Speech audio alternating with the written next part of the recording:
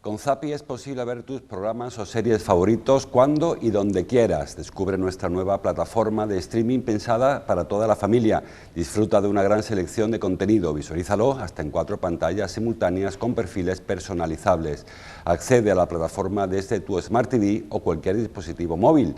¿No tienes Smart TV? Tenemos la solución. Convierte tu televisor en una Smart TV con nuestro Zappy Set Top Box. Con él puedes hacer uso del asistente de Google por voz y descargar todo tipo de aplicaciones y juegos.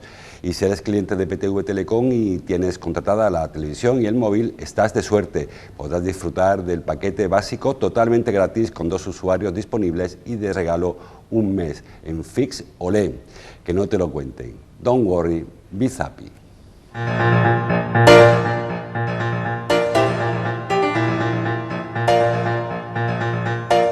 Martes 25 de mayo, saludos señoras, señores, bienvenidos como cada día a este espacio, a esta revista de prensa, a este recorrido que hacemos cada mañana por las portadas de los periódicos que se editan en Córdoba, Diario de Córdoba, El Día, ABC, un recorrido también a la prensa digital, recorrido que como cada martes nos acompaña Juan Ruz. Juan, bienvenido, gracias. ¿Qué tal, José Luis? Buenos días y como siempre un placer estar aquí. Director, como saben, del diario El Día de Córdoba. Hoy va avanzando la semana y hoy alguna más referente, más coincidencia entre los periódicos y sobre todo con el detonante o con la coincidencia de la sanidad, con el referente de la sanidad, quiere decir. El diario Córdoba, por ejemplo, titula a 4 columnas: el 94% de los cordobeses infectados por COVID ya se han recuperado. La foto para la reapertura ayer de los centros de participación activa, de los centros de mayores que ayer abrieron sus puertas de nuevo después de 14 meses y el titular: el baile más deseado. El diario ABC habla de vacunación. Hoy se reanuda la vacunación para los esenciales. Listo, dice, para la vacunación masiva en Córdoba.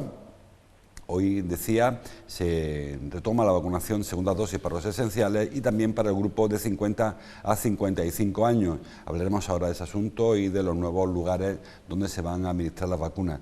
Y el diario El Día habla de eso precisamente. Córdoba pone desde hoy la segunda dosis de AstraZeneca a los esenciales y la foto para los jarotes. La Virgen de Luna ya está en Villanueva. Este es el camino de vuelta, ¿no, Juan? Ya estuvo en Pozo Blanco, ahora Villanueva. Yo me lío con esto siempre. Bueno, el lunes de Pentecostés, el domingo de antes, los vecinos de Pozo Blanco dejan la Virgen en el santuario de la Jara y el lunes de Pentecostés lo recogen los de Villanueva de Córdoba, los vecinos, que es la foto que hemos apostado nosotros bien portada, y ya está en Villanueva de Córdoba durante un tiempo. Y luego vuelve a Pozo Blanco. Y luego vuelve a la Jara para que vuelvan a Pozo Blanco. Bueno, por la Virgen de vuelta, una foto de Sánchez Ruiz, la que publica hoy el diario El Día, sobre esta romería tan peculiar que hay entre Villanueva y Pozo Blanco. Bueno, vamos a empezar por el tema de la vacuna. Juan, si te parece, ya se desveló, aunque no está tan claro cómo se ha resuelto el asunto de la segunda dosis de AstraZeneca, pero hoy comienza a vacunar, como señala el diario El Día. Comienza la segunda dosis de AstraZeneca o de Pfizer, porque al final lo que van a hacer es dar opción a cada uno de las personas, de los esenciales que fueron vacunados hace 3 meses o más con este suero, para que elijan que quieren ahora la segunda dosis. Sí, recordamos que las personas que tienen una primera dosis de AstraZeneca, había un plazo, creo que era de 12 semanas. 12 y 13 semanas para que se pusieran la segunda dosis. Ahora se les da la opción de elegir y sobre todo yo creo que había que cubrir ese plan que ya se inició con el personal esencial, desde el mundo de la educación, fuerzas de seguridad y demás, que se quedó ahí un poco descolgado por todos los problemas que ya sabemos que surgieron en torno a la vacuna de AstraZeneca, ¿no? Se ha resuelto, hoy empieza en Córdoba y en Cádiz, creo que también son las 2 primeras provincias andaluzas que recuperan la las dosis de AstraZeneca y bueno, yo creo que es una magnífica noticia, ¿no? Que si la ligamos a todo lo que es el plan de vacunación y el trabajo que se está haciendo desde las distintas administraciones, tanto locales como autonómicas como nacionales, bueno, yo creo que es motivo para que hablemos estos días todavía de pandemia y de COVID, pero desde luego con otro enfoque muchísimo más positivo, que es lo que toca ahora, ¿no? Por fortuna. Con el tema de la vacuna de AstraZeneca, ayer nos envió la Junta de Andalucía el protocolo que hay que seguir ahora para administrar la vacuna, la segunda dosis. Y viene a decir una cosa súper extraña, que llega al centro de vacunación y te dan a firmar un papel en el que tú elijas AstraZeneca o Pfizer. Pero si no lo eliges, también te la ponen, porque entienden que solamente por el hecho de ir ya estás aceptando el protocolo de vacunación. No sé para qué sirve el papel, supongo que será para eximir de responsabilidad en el caso de que ojalá no haya ningún problema con la vacuna. Pero todo el que entre por la puerta, aunque vaya a decir yo no quiero que me vacunen, ya se supone que acepta el sistema, la campaña de vacunación. Sí, yo supongo que tendrá que ver más con una cuestión administrativa o normativa o legal, si me apuras, que de lo que es el trabajo en sí de los sanitarios, ¿no? Se ha establecido ese sistema que yo cuando lo leí anoche también me resultó un poco extraño, porque decía, digo, todo el que pase por aquí y entre aunque sea a saludar sale con una vacuna, ¿no? Pero con la banderilla. Claro, pero sí es verdad que se ha establecido un sistema un tanto extraño, ¿no? Pero bueno, yo como digo, lo importante es que las personas que acudan allí es porque voluntariamente quieren ya vacunarse y poco a poco vemos como las cifras van engordando cada día e incluso se van batiendo récords. Bueno, ahí ya sabemos también que la administración pues también se guarda sus cartas, ¿no? Para que desde el punto de vista mediático pues se pueda decir que se bate el récord respecto al día anterior. Claro, si dejamos de vacunar a las 6 de la tarde y al día siguiente estamos hasta las 9 de la noche, pues por lógica pues se va a batir el récord de administración de vacunas respecto al día anterior. Sí. Pero bueno, eso forma parte ya un poco de lo que digo, ¿no? Del juego mediático. Lo importante es que se están administrando las vacunas, que la mayoría de la población está respondiendo. Ya estamos viendo lo que es un hecho que yo creo que aquí en Andalucía no estamos valorando, porque ya estamos viendo lo que está pasando en otros países, donde hay mucho recelo a la vacunación, ya se llame AstraZeneca, Janssen o la que sea, y que incluso se tiene que incentivar de alguna manera a la población porque simplemente no o desconfía o no está muy de acuerdo con la vacunación, con lo cual yo creo que aquí al menos en territorio andaluz podemos estar satisfechos y contentos por cómo van ahora mismo las cosas, ¿no? Córdoba, que sigue liderando el ranking provincial con respecto a Andalucía, la provincia, quiero decir, con donde hay más vacunas puestas, administradas. Hoy llegaremos probablemente al 20% de personas inmunizadas al completo, con la pauta completa. Las personas con una dosis ya estamos cercanos al 40% en la provincia de Córdoba, es decir, una cifra muy esperanzadora. Habla el diario ABC de la vacunación masiva. Se van a habilitar nuevos puntos de vacunación, los centros cívicos que ya están funcionando y bastante bien, aunque yo he hecho en falta quizás cierta homogenización en los protocolos.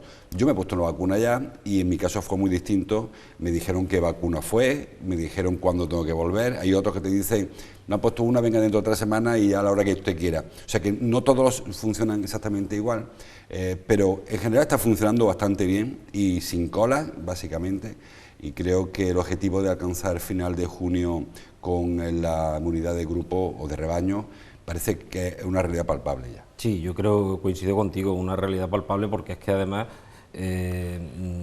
lo venían avisando los propios políticos y también los técnicos, ¿no? Que en cuanto no hubiera problemas del suministro de vacunas, se iba a resolver cualquier incidencia, ¿no? Y lo estamos viendo. Cierto es, y coincido contigo en que hay algunos protocolos como que no están muy claros a la hora de atender a la ciudadanía, pero depende del punto en el que vayas a vacunarte. Yo, desde luego, los casos que conozco por terceras personas, tanto el tuyo que has comentado como de otras personas allegadas, pues es el mismo, ¿no? Llegan, se le indica la vacuna que se le va a poner y sale esa persona ya con una cita para dentro de 3 semanas o cuando le toque ponerle la segunda dosis. Esto también va a cambiar en el momento en el que empiecen a administrarse las vacunas de Janssen, que recordemos que son solo de una dosis, con lo cual se va a acelerar todavía más, pero bueno, eso de momento, al menos esta semana, parece ser que no se van a administrar Janssen, sino que se va a acabar o se va a seguir con la administración de Pfizer, que es la mayoría que tenemos ahora mismo en el sistema sanitario andaluz. Va a correr mucho esta semana la vacunación, como decía Juan, muchas segundas dosis de los cincuentañeros y muchas segundas dosis de los esenciales, con lo cual esta semana habrá muchas pautas completadas. Con respecto a lo que había habido un paroncillo ahí, porque estaba aplicando primeras dosis, muchas primeras dosis, ahora toca segundas dosis, con lo cual acelera bastante. Otro dato que aporta el diario Córdoba en este caso, 94% de los cordobeses ya han superado la COVID. En cualquier caso es un dato que siempre lo hemos puesto en cuestión, porque no sabemos realmente cuántos cordobeses han padecido la enfermedad. Este número que señala el diario Córdoba sale de restar el número de contagios, el número de recuperaciones, el número de fallecimientos, lamentablemente, y sale este número. Pero claro, es que realmente no sabemos cuántos contagios ha habido. Es muy probable que haya habido muchísimos más contagios asintomáticos que estén recuperados también, con lo cual esa cifra igual es mucho mayor de la que pensamos nosotros. Bueno, tengamos en cuenta que en este caso, a la hora de hacer cualquier estadística, hay que agarrarse a los números oficiales, claro. Y los datos oficiales que hay ahora mismo sobre la mesa son esos, ¿no? En cualquier caso, sabemos que hay un porcentaje que hasta ahora nadie es capaz de medir, ni las propias administraciones sanitarias, de personas asintomáticas que han pasado la enfermedad y que no son conscientes de que la han pasado o la hemos pasado. Tal vez nosotros la hemos pasado y no somos conscientes de ello, ¿no? Es muy difícil medir eso. Supongo que en el futuro o más adelante, cuando se pueden hacer otro tipo de estudios, tal vez se pueda llegar a algún tipo de conclusión al respecto, pero hasta ahora es muy complicado, con lo cual hay que agarrarse a esos números oficiales, que son los que nos ofrece la Consejería de Salud, y que van a ir variando. O sea, puede ser el 94, dependiendo de las estadísticas, claro, de cómo vayan el número de positivos en esta semana. Si hay brotes, que ya estamos viendo que en algunos sitios se están produciendo brotes entre la población más joven. Recuerda que ya la semana pasada hablábamos en el programa precisamente de esto, ¿no? De mucho cuidado con los rebrotes entre la población más joven, porque, en fin, tenemos que tener confianza en el sistema, pero esto no se ha acabado. Las medidas de protección, de seguridad, de distancia, de concentración de personas las tenemos que seguir manteniendo, ¿no? El caso que hablaba Juan, el de la Politécnica de Belmez, también ha habido en Sevilla, un colegio mayor donde ha habido brotes. El de Belmez son 30 jóvenes, pero 30 jóvenes que, según tengo yo entendido, son casi todos asintomáticos. O sea, se han hecho la prueba porque apareció un caso y le han hecho el rastreo al resto y todos tenían la COVID y nadie lo sabía, prácticamente nadie. Es decir, que el problema que tuvo en su día la enfermedad, y es que los pacientes iban cayendo en cadena uno tras de otro, ingresando a los hospitales. En esta ocasión se detectan los brotes, los casos, pero porque se le hace rastreo, si no, no habría detección del caso. Lógicamente, la labor de los rastreadores ya la hemos ensalzado aquí en este programa a lo largo de este último año y medio, y aquí se ve que cuando se hace un trabajo serio, funciona el sistema, ¿no? En este caso es cierto que la mayoría de estos 30 a 32 jóvenes, creo que son, la mayoría son asintomáticos, pero bueno, ha habido uno que ha dado síntomas, se le ha hecho la prueba, se ha hecho el rastreo y estas 30 personas se tienen que aislar. En cualquier caso, que podría haber sucedido o no en la residencia de Belmez, en cualquier otro complejo universitario y demás, tengamos en cuenta los antecedentes, ¿no? Todo viene de una concentración, de una fiesta, ¿no? Por eso yo insisto en que determinadas medidas de protección las tenemos que seguir manteniendo, ¿no? Independientemente de que, bueno, de que estemos vacunados, de que estemos viendo los medios de comunicación datos que son positivos, pero eso no quita para que tengamos que seguir en alerta, porque el virus sigue ahí.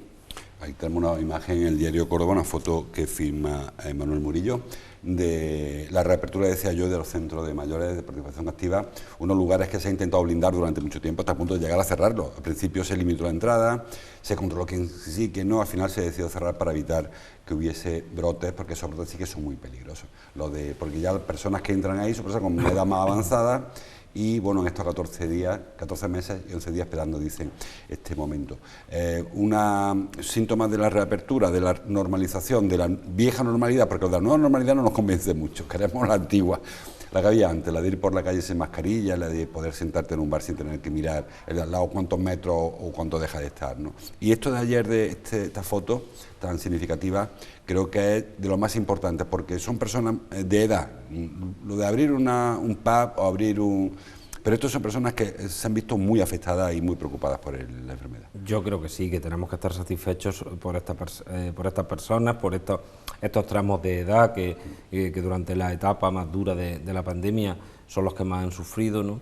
Y esto también es una consecuencia de lo que estamos viendo incluso en las calles en las últimas semanas, ¿no? Que no sé si se puede analizar desde el punto de vista sociológico, pero sí se ve. Yo mismo lo he podido comprobar al salir incluso por las noches de la redacción, desde que no hay estado de alarma, pues en fin, que la edad media de las personas, pues, o que se juntan para dar un paseo o sentarse en una terraza, son personas ya vacunadas, con cierta edad, y que bueno, se animan a salir porque llevan prácticamente casi un año y algo más pues encerrados en su casa sin apenas salir solo para actividades muy esenciales, ¿no? Con lo cual da cierta alegría pues encontrarte, pues eso, no digo a alta hora de la madrugada, pero sí por la noche, en fin, grupos de personas de más de 65 años, pues dando sus paseos, tomándose un refresco, un helado o simplemente cenando en las terrazas, ¿no? Yo creo que eso es un síntoma que al final ha derivado en que, como cuentan los compañeros de Diario Córdoba ayer, viéramos esta fiesta en los centros de participación activa. Yo creo que es una magnífica noticia, desde luego. Para todos, para ellos, por eso protagonistas, y para todos, por dar sensación de esa recuperación de la antigua normalidad. Con precaución, como siempre decimos, estamos en feria, aunque no lo parezca, y está habiendo hoy concentración de flamenca, los jóvenes se están juntando en sitios, en fin, vamos a tener precaución. Cambiamos de tema. El diario El Día trae hoy en su portada una iniciativa interesante de Rural Bridge y de Genia Energy. Dos empresas, dice, proyectan 6 plantas de biogás en Los Pedroches. Bueno, siempre estamos hablando de que hay que buscar alternativas, que no todo puede ser agricultura y turismo, y hace falta seguir trabajando en otras fuentes, otras formas de producción, ¿no? En este caso, no sé hasta qué punto será de rentable o qué significará esta noticia de aquí a unos meses, pero por de pronto hay quien piensa en otra cosa que no sea solamente la agricultura y la ganadería. Sí, bueno, se trata de un proyecto, yo creo, bastante interesante. Sobre el papel, negro sobre el blanco, lo que se ve o lo que hemos podido ver nosotros en el periódico, parece un proyecto muy ambicioso. Estamos hablando de una inversión de 13 millones de euros, respaldado por autoridades y distintos programas europeos. Y lo que se trata es de crear una especie de mancomunidad energética, en el sentido de aprovechar determinados restos, sobre todo de la ganadería. Todos sabemos y hemos escuchado en alguna que otra ocasión el problema de los purines, el problema de determinados olores, los restos que deja la ganadería. En fin, se trata de aprovechar todo eso y crear plantas de biogás que al final, pues bueno, puedan revertir también en que en general que la mancomunidad pues tenga un autoconsumo eléctrico, ¿no? Yo creo que como proyecto, no diría piloto, porque parece que es una iniciativa que ya te digo, que cuenta con el respaldo europeo, pero bueno, parece bastante interesante, ¿no? Y si logramos que este tipo de iniciativas se sumen algunas cooperativas de allí de la zona, yo creo que más pronto que tarde podemos ver por lo menos otro modelo diferente también de producción energética, que recordemos que también son uno de los hándicaps con los que cuentan la ganadería, ¿no? El consumo energético, ¿no? Ya hay producción de metano, que al final es lo que va un poco en esta iniciativa, en vertederos. Yo recuerdo en el de Montalbán quizás había una forma de generación de metano a partir de los desechos residuos. Sí, se han ideado muchas fórmulas para poder crear energía. Bueno, recordemos, y algunos nos acordamos, seguramente tú también, cuando se empezó a hablar de la biomasa, de aprovechar los restos de la poda del olivar, aquello parecía un poco extraño, como si vinieran casi de Marte a contarnos una historia que era poco creíble, ¿no? Y al final la biomasa es hoy día una generación de energía que yo creo que todo el mundo acepta, que todo el mundo entendemos, sabemos cómo funciona, y está marchando sin ningún problema, ¿no? Pues yo creo que esto es algo similar, ¿no? Yo creo que con el paso del tiempo, y si este proyecto sigue adelante, también será un modelo para otras zonas, sobre todo las ganaderas, ¿no? Las agrícolas tal vez tengan otras salidas como la biomasa u otro modelo, ¿no?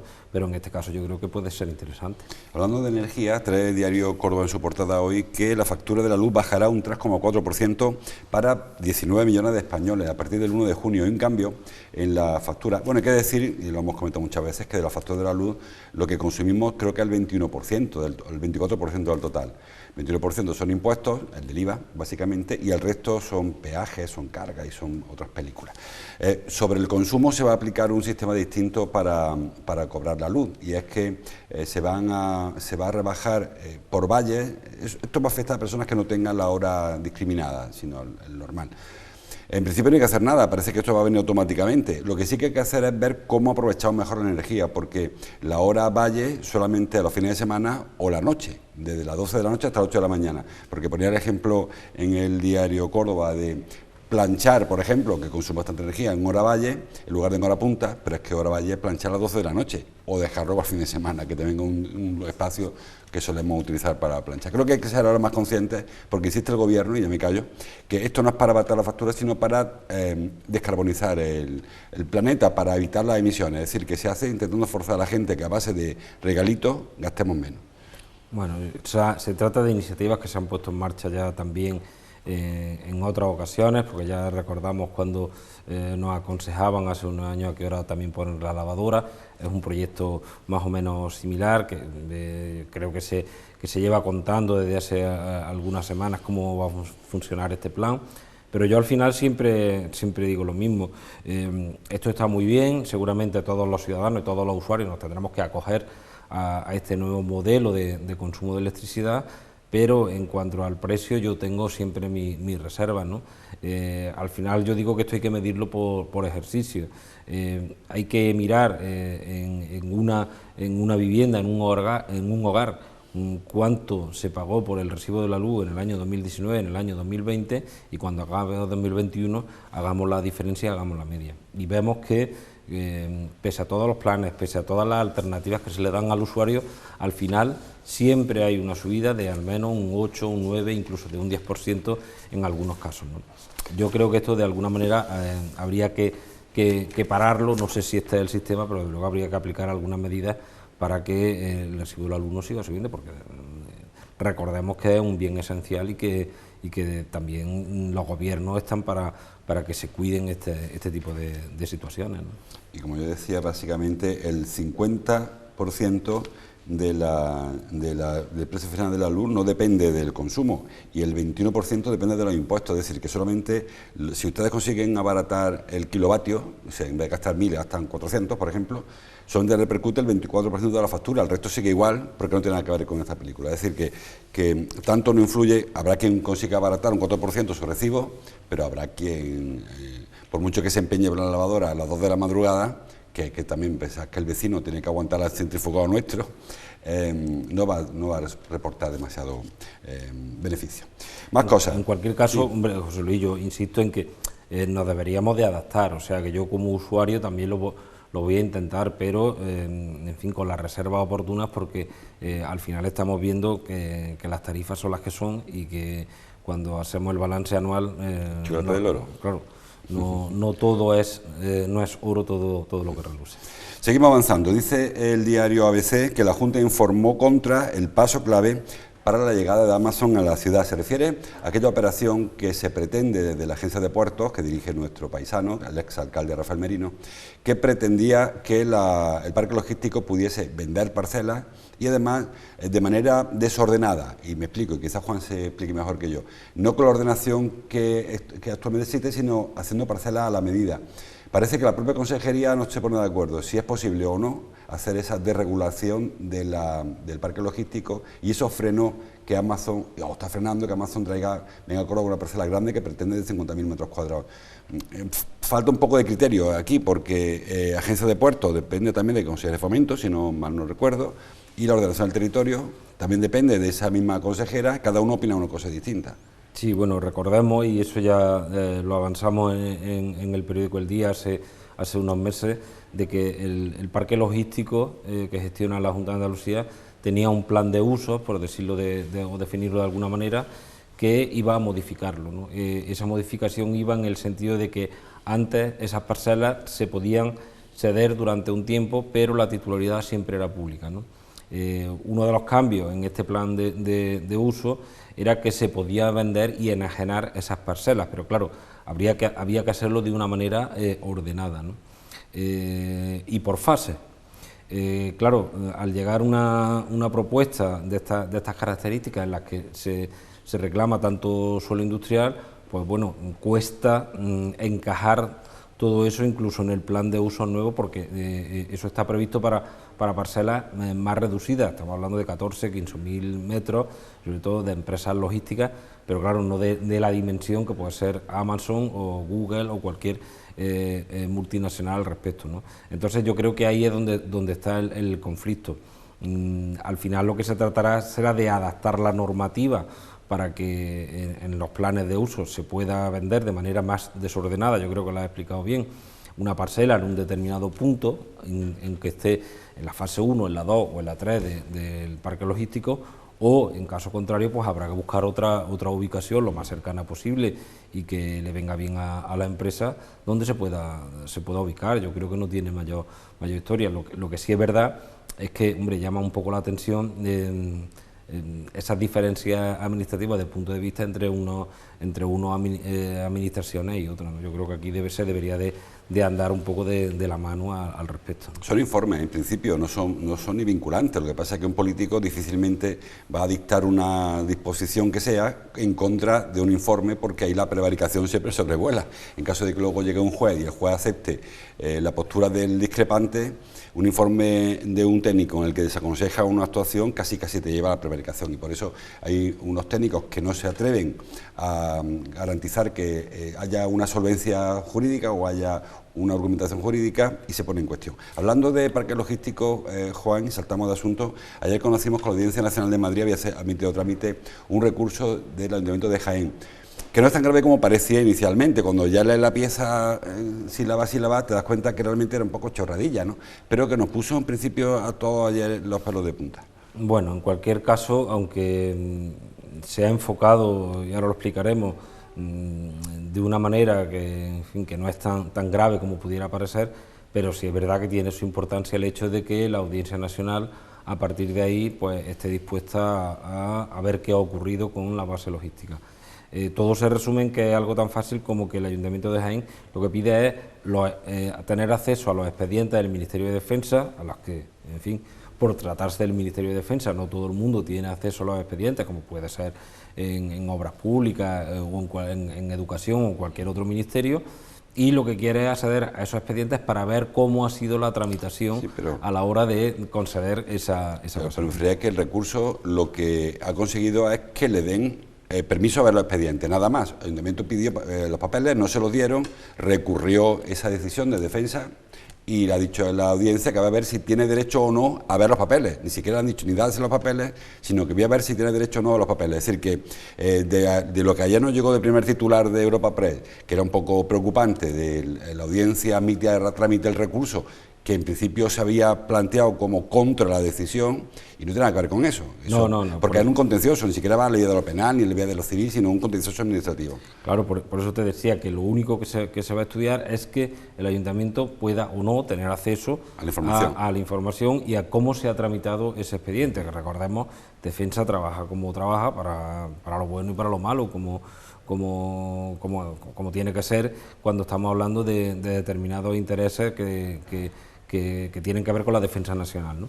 Pero lo que se trata es de eso, nada más.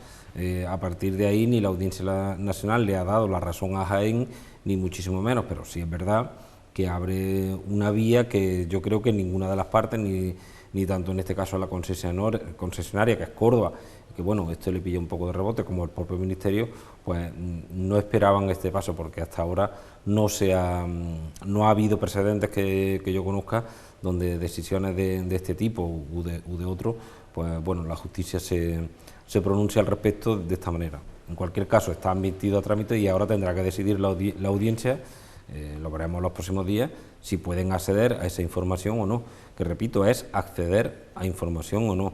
Y yo aquí recuerdo, y nosotros la información de hoy también lo contamos, recuerdo lo que dijo el alcalde hace aproximadamente unas 2 semanas. Es muy complicado que un juzgado tome o revoque una decisión de esta importancia y de este calibre cuando en principio no hay nada extraño. Es un proceso donde todas las partes o todas las candidaturas han participado libremente, sabían cuáles eran las reglas del juego, y a partir de ahí, pues si has tenido la suerte o la habilidad de que sea el adjudicatario, estupendo, y si no, pues mala suerte. Sí, y más, yo pongo el mismo ejemplo.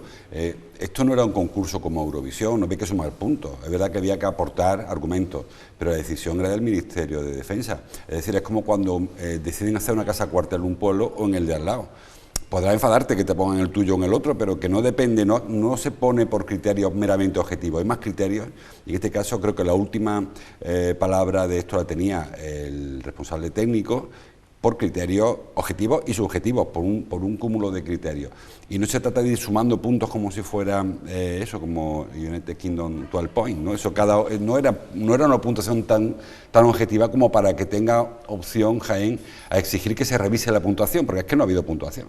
Claro, pero es que incluso aunque la hubiera habido, había unas condiciones previas que todas las partes han aceptado, ¿no? Otra cosa es que Jaén o sus representantes públicos estén dolidos porque dieran por hecho de que iba a ser para ellos. Entonces, claro, la decepción es mayúscula. ¿Qué nos van a contar de eso a Córdoba? Ya lo vimos nosotros con la capitalidad cultural 2016, donde, en fin, ahora visto con perspectiva, pues vimos que, en fin, se menospreció desde Córdoba las opciones de otras candidaturas, con lo cual se te queda, pues, en fin, cara de tonto, como yo digo, pues cuando se la lleva el vecino, se la lleva otra ciudad, ¿no? En este caso es algo parecido. Yo creo que todos sabían con las cartas con las que se jugaban. Había 10 ciudades, creo, que presentaban sus distintos proyectos muy diferentes, porque no había una norma a seguir para presentar esos proyectos, y a partir de ahí los técnicos de defensa han elegido el que consideraban que era el más adecuado. Y además, otro matiz, yo creo que tanto en el Senado como en el Congreso de los Diputados se sigue machacando con preguntas de distintos grupos políticos de qué criterios se ha seguido, y el Gobierno sigue en la misma línea.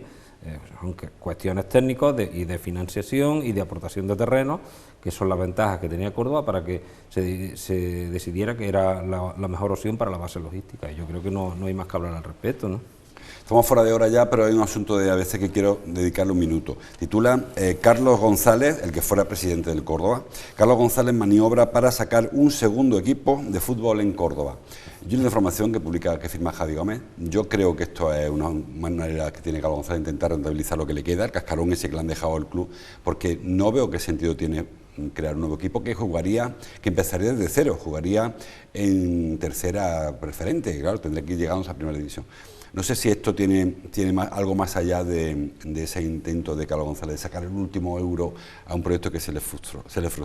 Sí, tiene toda la pinta de que tenga que ver algo con algo así, en fin, de seguir saliendo también a los medios, de no perder su vinculación con Córdoba, y que, bueno, de ir dejando también, pues, dejar de estar o de ser lo que fue en su momento en el club. Bueno, es una opción ahí como aficionado, pero en fin, ya sabemos que el cordobesismo de Carlos González es el que es, ninguno. Otra cosa que haya sido un empresario que llevó al club a donde lo llevó, tanto en la parte negativa como en la parte positiva, ¿no? Pero, en fin, yo estas cosas me las pongo un poco en entredicho porque no las acabamos de ver. En fin, no me veo yo a Carlos González de presidente de un club, en fin, en primera regional, todos los domingos, y, en fin, lo veo un poco extraño, pero cosas peores se han visto. Hemos visto, por ejemplo, en Jerez, que es un equipo que llegó a estar incluso en primera división, que luego a su vez pues salieron varios clubes, y ahora mismo hay 2 equipos que están en unas categorías también inferiores, como el Córdoba, pero incluso aspiran a estar donde está ahora el Córdoba, pero hay 2 equipos. No creo que aquí se pueda dar esa circunstancia por ahora.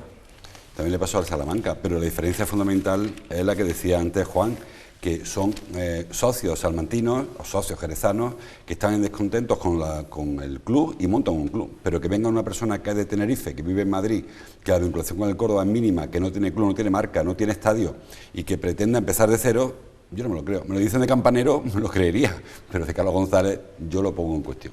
Sí, yo por eso te digo que se trata de, en fin, no sé qué movimiento, tal vez aprovechar, como tú dices, ese cascarón que tiene todavía con lo que era el Córdoba antes de la venta de la unidad productiva, y tendrá que haber algún tipo de interés con eso, estoy casi seguro. O con amenazar, con pujar por el Arcángel. El Arcángel sale concesión pública, igual, no sé.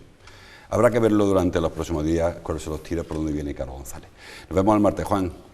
Un placer, como siempre, estar aquí y aquí estaremos. Gracias por tu visita. A ustedes les veo mañana miércoles de feria, aunque como siempre tenemos poca feria. Tenemos un programa especial, ya lo saben, todas las tardes, desde las 6 hasta las 8, recordando la feria y hablando de feria, que aunque no haya feria en el Arenal, sigue siendo 25 de mayo.